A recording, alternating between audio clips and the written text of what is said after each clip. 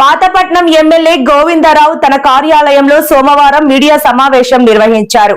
ఆయన మాట్లాడుతూ కేంద్ర మంత్రి రామ్మోహన్ నాయుడుపై వైసీపీ నేతలు చేస్తున్న వ్యాఖ్యలను ఖండించారు.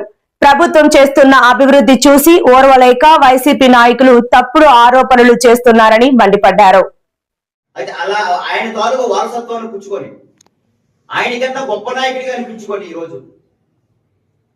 ప్రపంచంలోనే కాకుండా భారతదేశంలో నెంబర్ 1 యంగ్ లీడర్ గా మంచి సంస్థ ద్వారా అవార్డు పొందిన వ్యక్తి ఆయన. అలాంటి వ్యక్తి మీద తప్పుడు ఆరోపణలు తప్పుడు చేయడం అనేది కాదు. ఆయన ఏం అభివృద్ధి చేస్తున్నారు, ప్రజలకు ఎంత దగ్గరగా ఉన్నారు ఒక్కసారి ప్రజలు కూడా గుర్తిస్తున్నారు. సామాన్యుడైనా సరే ఎంపీ రామ్మోహన్ నాయుడు గారికి మన కేంద్ర మంత్రి వాళ్ళు కలడం చాలా ఈజీ. ప్రతి ఒక్కరికి ప్రేమతో ఆప్యాయతో పలకరించిన వ్యక్తి ఎవరైనా ఉన్నారంటే ఆయనే. ఈవెన్ మన బాబువాడ బ్రిడ్జి దగ్గర నుంచి మన వంశధార ప్రాజెక్టు దగ్గర నుంచి ఈ రోజు ఇక్కడ ఉన్న ప్రతి డెవలప్మెంట్ వెనుక కూడా ఆయన ఆస్తం లేకపోతే ఈ రోజు కాదు. ఈ రోజు హైవే కూడా తీసుకుంటాం. ఒకసారి ఈ హైవే నర్సనపేటలో మోహన్ వరకు హైవే తీసుకుంటే ఆయన పెట్టి చేసింది హైవే. ఇదే కాదు, మెయిన్ రోడ్స్ ఏవైనా 6 రోడ్స్ ఉన్నాయి. ఆ రోజు కింజరాపు ఎర్రమనాయుడు గారు 4 రోడ్ల హైవే రూపకల్పనకి ఆయన ప్రధాన పాత్ర పోషిస్తే తర్వాత వచ్చిన మన నాయకుడు ఇప్పుడు ప్రజెంట్ మన కేంద్ర మంత్రి కింజరాపు రామ్మోహన్ నాయుడు గారు ఈ రోజు 6 లైన్కి గల కారణం ఆయనే. రైల్వే స్టేషన్ తీసుకున్న ఆమదాల రైల్వే స్టేషన్ కానీ లేదు మన పాతపట్నం రైల్వే స్టేషన్ కానీ ఇవన్నిటి గల కారణం ఆయనే. ట్రైన్ లేని సమయంలో అప్పుడు రాజుగారు పెట్టిన ట్రైన్ లేని సమయంలో ఎర్రమనాయుడు గారి దయ వల్ల ఈ రోజు ఆ ట్రైన్ మళ్ళీ రన్ అయింది. ఆయన తర్వాత ఈయన వచ్చిన తర్వాత ఎంపీ రామ్మోహన్ నాయుడు గారు వచ్చిన తర్వాత ఈ రోజు ట్రైన్ పెట్టి ఈ రోజు మనకి అన్ని స్టాపులు అన్ని వచ్చినవి అన్ని కూడా జరగడానికి కారణం, ఇన్ని ట్రైన్స్ కూడా రన్ అవడానికి కారణము మన ఎంపీ రామ్మోహన్ గారు. మళ్ళీ డబుల్ రోడ్స్ కూడా క్లారిటీ అవుతుంది. అవన్నీ ఒక్క విషయం చెప్తాం మీ అందరికి, ప్రజలందరికీ తెలియాలి. ముందు బాధపడ్డ నియోజకవర్గ ప్రజలకి శ్రీకాకుళం జిల్లా ప్రజలందరికీ తెలియాలి. ఒకటే ఏం తెలియాలంటే వాళ్ళు చేస్తుంది అసత్య ఆరోపణలు. ఈ రోజు అమ్మవారి గుడి దగ్గర తీసుకుందాం, కింద 2 కాణాలు కావాలంటే ఆయన ఎంత పోరాడి ఎంత ప్రయత్నం చేసి ఆ 2 కాణాల కోసమేమో 2 కాణాలు కావాలి, అమ్మవారి గుడి తాలుగా ఇది పోతుంది, సైడ్ వాల్ వస్తే ఇబ్బంది పడుతుంది అని చెప్తే ఆయన నిజం చెప్పాలంటే 2 ఇయర్స్ దానికోసం చేసి ఈ రోజు ఆ 2 కాణాలని ఎక్స్టెన్షన్ చేసి మళ్ళీ ఈ రోజు దాన్ని పెట్టేయడం అయితే జరిగింది. మళ్ళీ ఇప్పుడు జరుగుతుంది.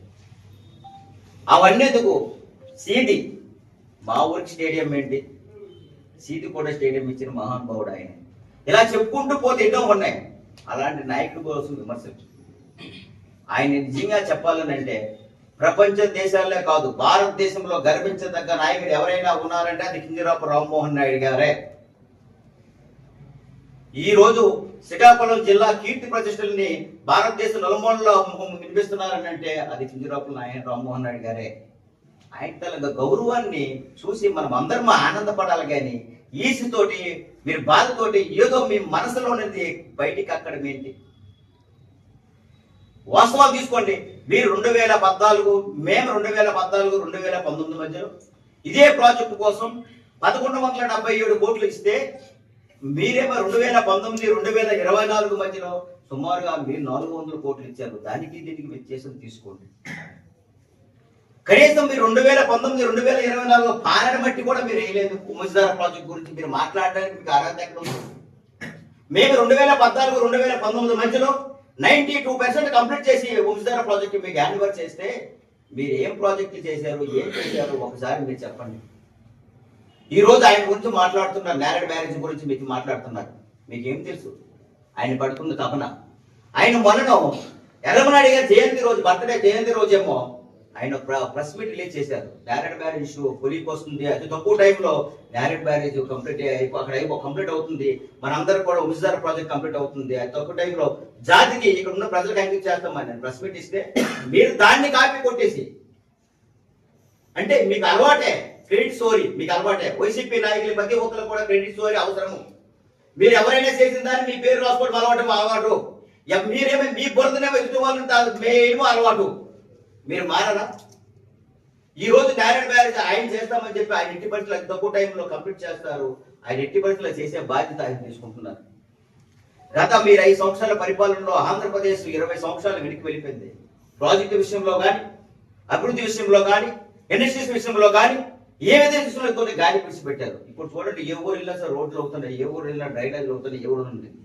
కానీ అలాంటి నాయకుడిని ఎక్కడికి వెళ్ళినా నేను చూశానండి. నేను వెళ్ళి చూశాను ఆయనకి. ఢిల్లీ వెళ్ళారు. మనకి ఒకటి ఉంటుందంటే దూర కోణలు, మనకి ఆయన గురించి మనకు తెలియదు. ఎవరో ఇంకొక కేంద్ర మంత్రి అయితే ఆయన అపాయింట్మెంట్ తీసుకుంటే మనకు ఆ బాధ తెలుస్తుంది ఎవరికైనా సరే. గతంలో మీ నాలుగు మనసు కూడా కేంద్ర మంత్రి అయ్యారు కదా, మరి ఏం చేశారో మీరు చూపించండి ఒకటి. ఆయన అభివృద్ధి ఏంటి, ఆయన కార్యక్రమాలు ఏంటి, ఆయన తెచ్చినప్పుడు ఎయిర్పోర్ట్, భోగాపురం ఎయిర్పోర్ట్ విషయం గురించి తెలుసుకుని ఆల్రెడీ జూన్ నెలలో ఆయన ఓపెన్ అవుతుంది. మనకి ఆయన ఓపెన్ అయిన తర్వాత మనకి ఎంత దగ్గరలో అవుతుందో ఒకసారి ఆలోచించండి. అదే పలాస కార్గో ఎయిర్పోర్ట్ చూడండి. అభివృద్ధి బాటలో పెడుతుంటున్నప్పుడు మనం ఇలాంటి పనికి మాని బురదలు రాసుకొని ఇలా రాసుకోవడం కాక గర్వించాలి. అందుకే ప్రజలున్నారు, ఏ దేశం ఎగినా ఎందుకు కాలడినా, ఏ పీఠం ఎక్కినా ఎవరు ఎదురైనా ఒకడలా నీ తల్లి భూమి భారత్. మన నాయకుడిని పోడండి అయ్యా. రాజకీయాలకు అతీతంగా ఎందుకు మనం మాట్లాడాలి?